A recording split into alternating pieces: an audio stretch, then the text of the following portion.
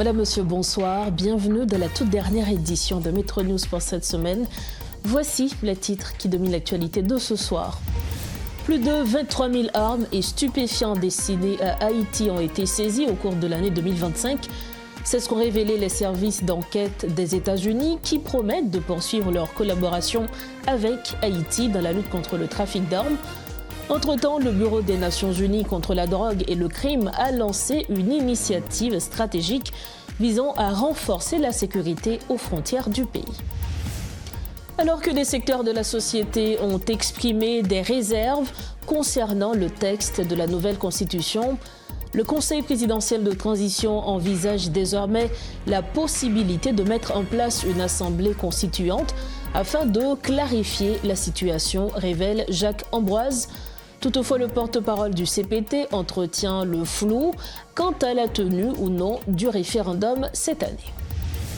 Également, titre de ce vendredi, à 3 mois de l'entrée en vigueur du nouveau code pénal et du code de procédure pénale, la commission de mise en œuvre de la réforme pénale en Haïti exhorte les autorités à prendre des mesures urgentes. Dans une lettre adressée au Conseil présidentiel de transition et au gouvernement, la commission alerte sur un risque de confusion parmi les magistrats, avocats, greffiers, policiers et agents pénitentiaires.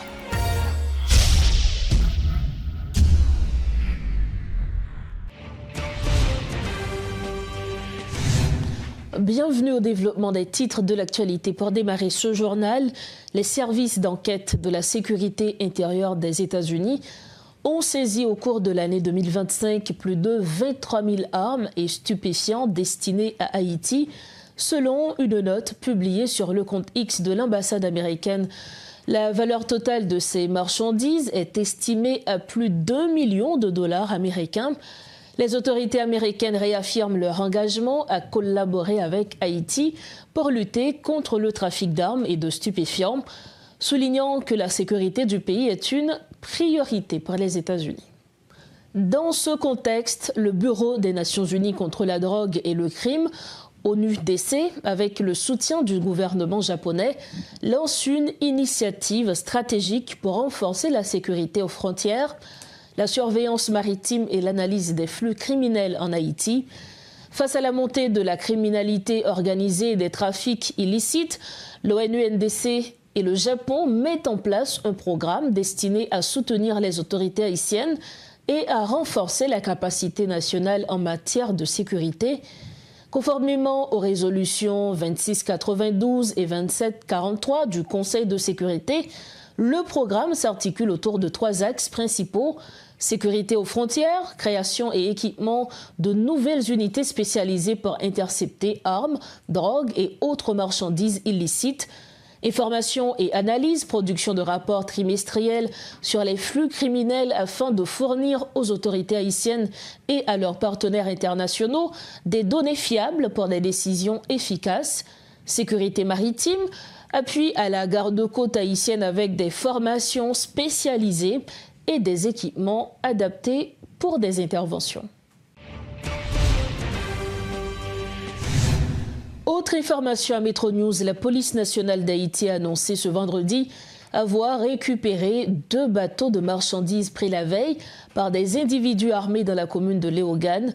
Selon les informations fournies par l'institution, les embarcations étaient accostées au port dans la nuit du 17 septembre lorsqu'un groupe d'hommes armés s'en est emparé.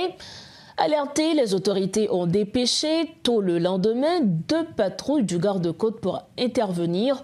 L'opération a permis de reprendre le contrôle des bateaux et de les placer en lieu sûr, a précisé la PNH. Toutes les solutions aux problèmes du pays passent par la jeunesse qui représente 70% de la population d'Haïti, assure le pasteur Julio Volsi du mouvement patriotique du Renouveau, une structure de la société civile. Invité ce vendredi à la rubrique Le Point, il a présenté son plan pour la jeunesse qui doit amener les jeunes à prendre position en faveur du bien et non plus pour le chaos. Les précisions du pasteur Julio Volsi. Bon, alors, pour que je connais, c'est que 70% des populations haïtiennes, ils ont moins de 30 ans. 70%. Et récemment, les mots ça, c'est vraiment étonnant. Et maintenant, qui ça que nous réalisons?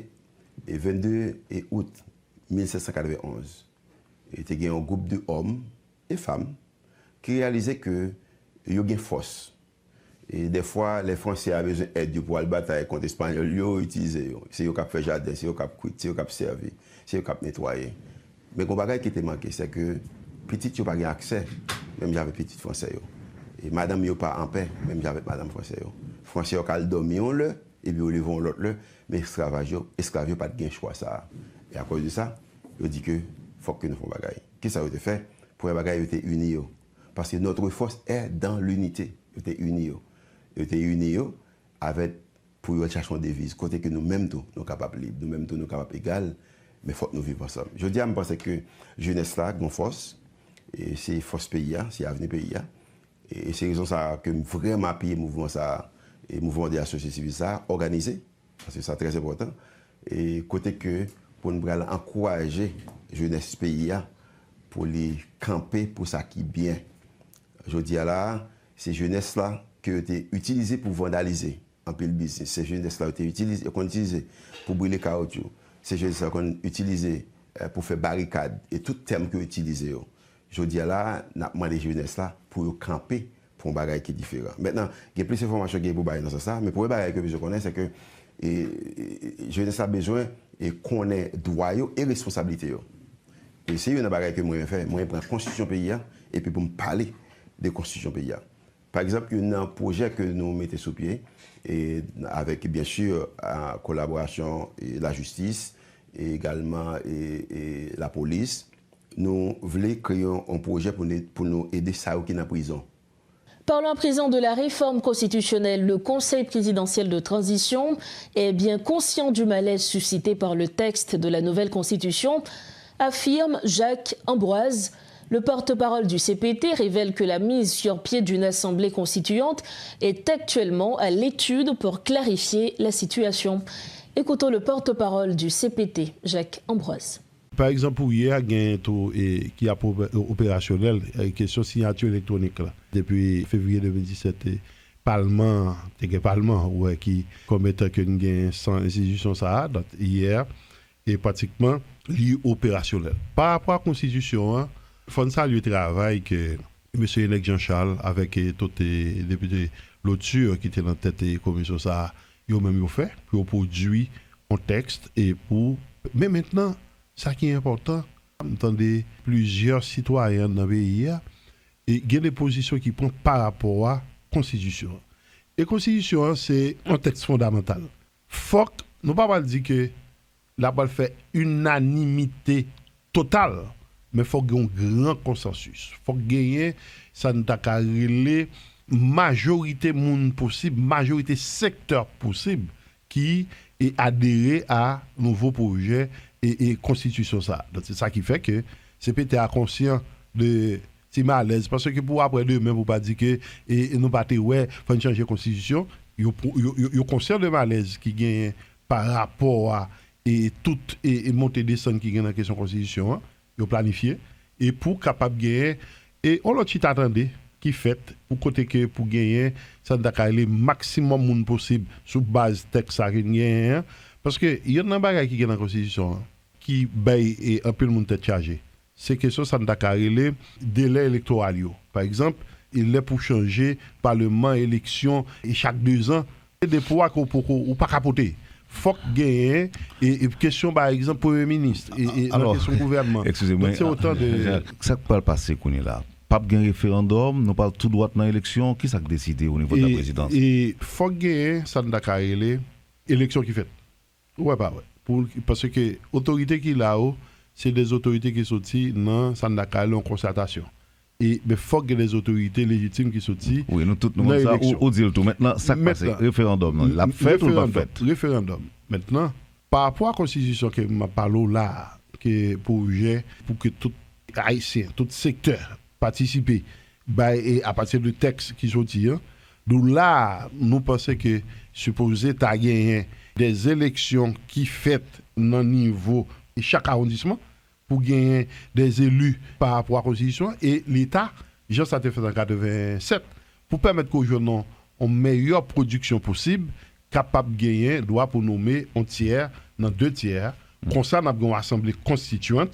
Et de une assemblée constituante, ça veut dire que l'autre pays a de constitution, laisse ça ou capable d'envisager élection pour président, élection pour législative. Parce que donc nous parlons dans l'élection. Et il faut aller dans l'élection. Directement, nous avons sauté étape référendum. Non. Puisque il y a une question constitution. Maintenant, la constitution et l'assemblée constituante, fin posé.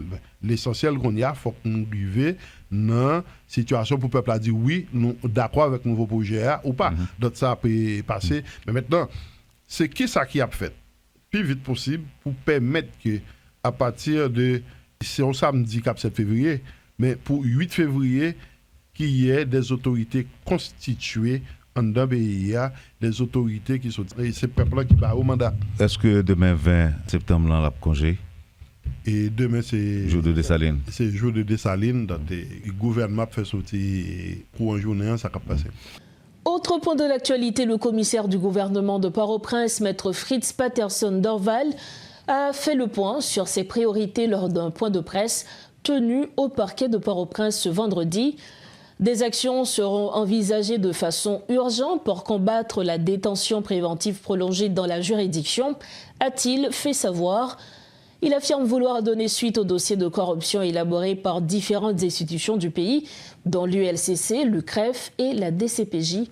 Un compte-rendu de Riti Fortuné. Corruption, il y a un dossier qui sorti dans l'ULCC, il y a un dossier qui sorti dans l'UCREF, donc il y a un dossier qui sorti au niveau de DCPJ. Nous prenons tout dossier ça et nous prenons faire suivi que nous devons faire avec le dossier ça. Et nous entendons depuis jeudi pour nous consulter tout dossier qui gagne au niveau de parquet pour nous capable de faire suivi que nous devons faire avec tout dossier ça. Et pour me finir, je dis que le ministre de la Justice dit que le Premier ministre voulait accompagner le parquet de Port-au-Prince pour nous résoudre le problème de détention préventive prolongée. Donc c'est peut-être ça. Je vais lancer une autre invitation avec nous. Lorsque le parquet qui est dans la cellule, pour vérifier les gens qui sont en prison, pour traiter les cas, pour nous capable aller dans le tribunal avec eux. Donc dans la visite, nous avons demandé présence parce que le ministre de la Justice il tient à ce que accompagner le parquet de Port-au-Prince pour que le parquet soit capable de un résultat au niveau de tout ça que il baille instruction. Parce que l'instruction c'est une, mais il faut au moins le parquet ait un accompagnement. Et le ministre là, dit que l'a accompagné par parquet. Donc puisque le ministre l'a accompagné par parquet, nous garantit que l'accompagnement ça a permettre que nous porter réponse, nous porter solution avec ça. Et m'a dit nous merci parce que nous te voulons venir couvrir point de presse ça. Et point de presse ça c'est pour bailler tout le monde, pour me dire tout le monde dans la population, tout justiciable. Et l'aime parler de tout le monde dans la population, nous connaissons qui couche qui forme la population. Donc ça veut dire que nous baillons tout le monde ça garantit que les dossiers seront traités. Pas de dossier qui a prêté dans tiroir commissaire gouvernement. Et pas de dossier tout qui a prêté dans tiroir l'autre collègue parquetier. Parce que la rencontre que nous avons fait hier, c'est une rencontre qui était très fructueuse. Et le parquet de Port-au-Prince, par le biais de son administrateur et des autres collègues parquetiers, nous dérapent. La commission de mise en œuvre de la réforme pénale exhorte le Conseil présidentiel de transition, le Premier ministre et le ministre de la Justice à lancer rapidement des formations destinées aux magistrats, avocats, greffiers, policiers et agents pénitentiaires. Une démarche jugée indispensable à l'application effective du Code pénal et du Code de procédure pénale, dont l'entrée en vigueur est prévue pour le 24 décembre prochain.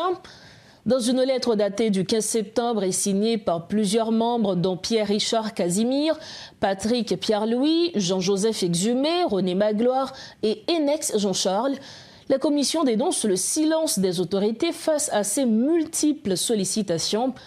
Elle rappelle que le programme de formation est prêt mais reste bloqué alors que le temps presse. À 3 mois de leur mise en application, la Commission appelle les autorités à considérer ce dossier comme une urgence nationale, soulignant que la réforme ne doit pas se limiter à une publication officielle, mais se traduire dans les tribunaux, commissariats et prisons du pays.